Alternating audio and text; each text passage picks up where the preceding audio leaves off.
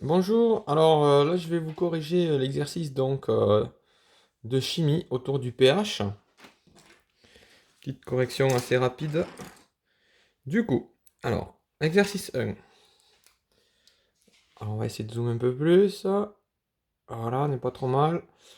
Paul, trouvant son cocktail de fruits acides, décide de rajouter de l'eau. A-t-il raison? Alors en fait, l'acide c'est un pH plus petit que 7. L'eau c'est un pH égal à 7.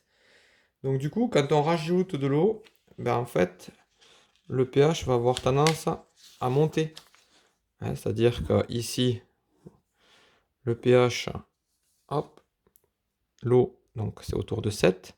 Si vous commencez avec une solution acide, la solution, globalement, le pH, il monte, se rapprochant de celui de l'eau.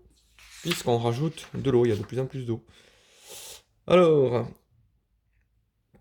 du coup, il le trouvait trop acide. En rajoutant de l'eau, effectivement, il sera moins acide, puisque le pH aura augmenté. Donc oui, il a raison.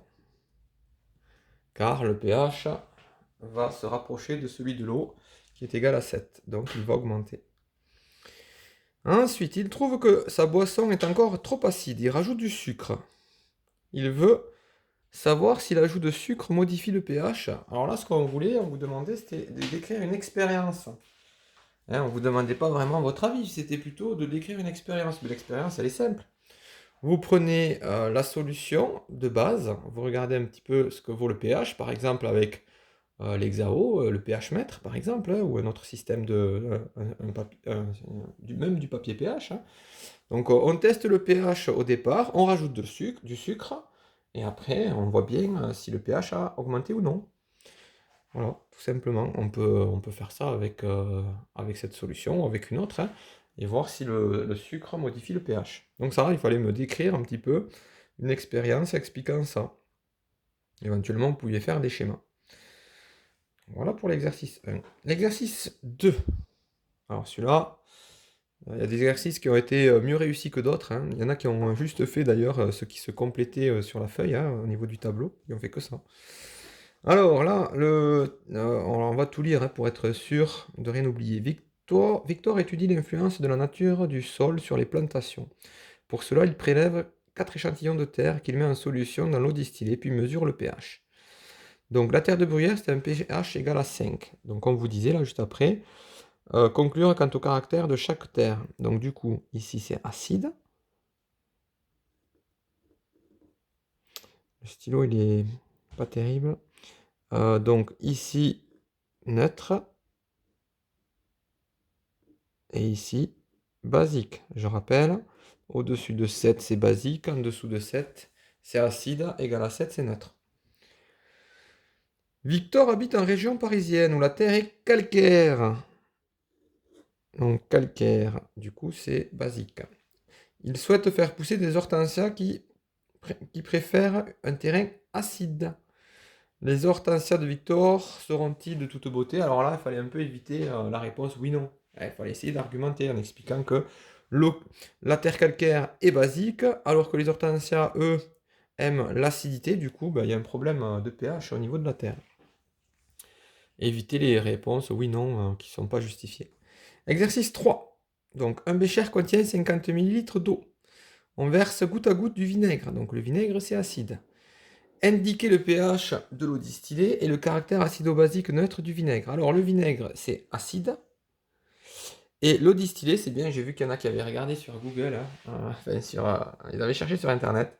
Donc ils ont cherché sur Internet et ils ont vu qu'en fait, l'eau distillée n'est pas forcément... on pourrait croire qu'elle est neutre, hein, égale à 7, mais en fait non, elle est un petit peu acide. Bon après j'ai compté bon, hein, neutre, hein, mais en réalité elle est un petit peu acide. Victor habite en région parisienne. Voilà, ça c'est fait. On mesure le pH dans le bécher à l'aide d'un stylo pH. Comment évolue le pH? Donc on faisait quoi? On versait goutte à goutte du vinaigre dans de l'eau. Ok? Du coup, l'eau qui est égale à 7, on va rajouter du vinaigre qui est plus petit que 7, donc le tout va avoir tendance à diminuer. Donc, il fallait faire une phrase avec le mot expliquant que le pH allait diminuer, puisqu'on a une solution d'eau, donc égale à 7, et on rajoute de l'acide qui est plus petit que 7. Du coup, globalement, on se rapprochera de l'acidité du vinaigre. Donc le pH va baisser.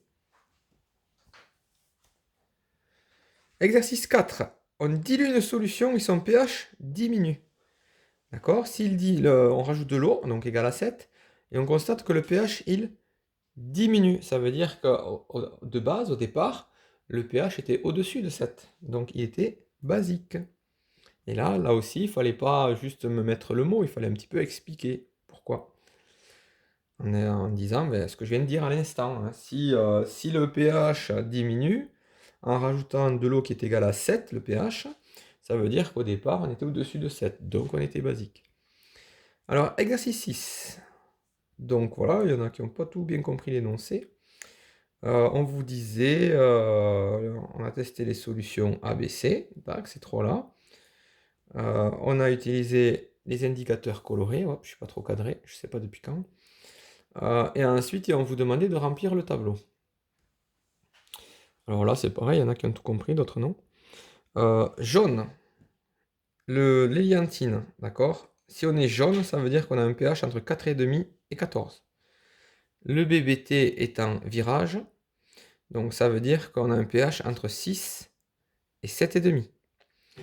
Et le phénolphtaline étant incolore, ça veut dire qu'on est entre 0 et 8. Donc si on regarde bien, qu'on essaye d'être le plus précis possible, ça veut dire qu'on est là. Donc là, on est au-dessus de 4,5, au-dessus de 6 et au-dessus de 0. Donc on est au-dessus de 6, entre autres. Et là, on est en dessous de 14, en dessous de 7,5 et en dessous de 8. Donc le truc le plus précis, c'était ça. 6, 7,5.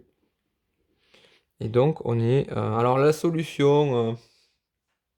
donc le mieux, je dirais neutre. Après, c'est vrai qu'on n'est pas pile poil à 7, mais on est quand même neutre, autour de neutre. On considère que c'est neutre. Si on est entre 10 et 14, donc on est là. Hop. On va essayer de... Comment ce stylo flamme fonctionne. Tac, ok. 10, 14. Donc on est entre ces deux-là. Donc au niveau de l'héliantine, on sera jaune.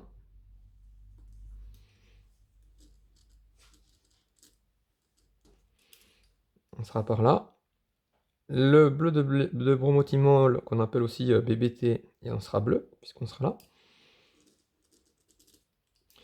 Entre 10 et 14, ici, on sera violet. Et dans tous les cas, on sera basique. Moi, j'écris super mal, je suis loin de la feuille, là, c'est pas pratique.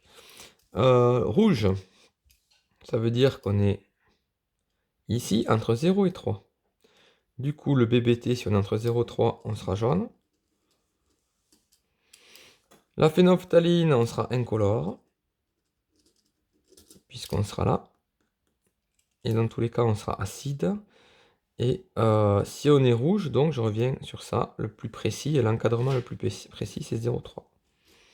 Donc voilà, la petite correction sur les exercices autour du pH, une petite révision de collège qu'on reprend en lycée.